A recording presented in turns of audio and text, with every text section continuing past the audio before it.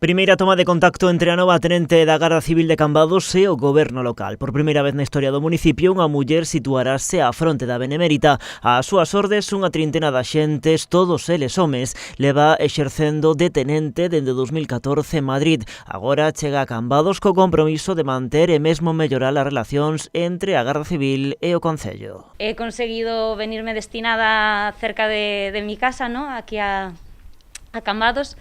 Y nada, estoy muy ilusionada, muy contenta y esperamos que la relación que tiene la Guardia Civil, tanto con el Ayuntamiento y demás, pues que siga igual de bien o incluso mejor.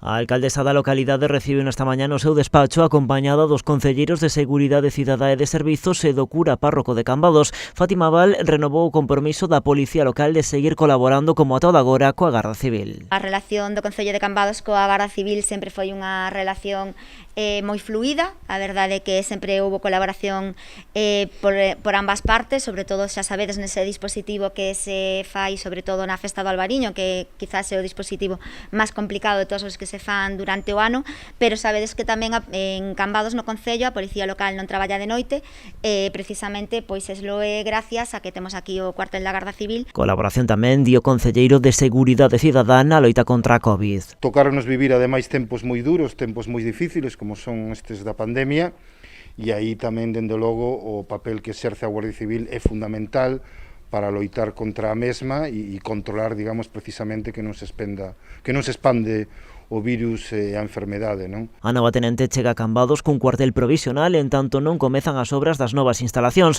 Pola de agora, os terreos seguen baleiros e o proxecto do novo cuartel a piques de licitarse.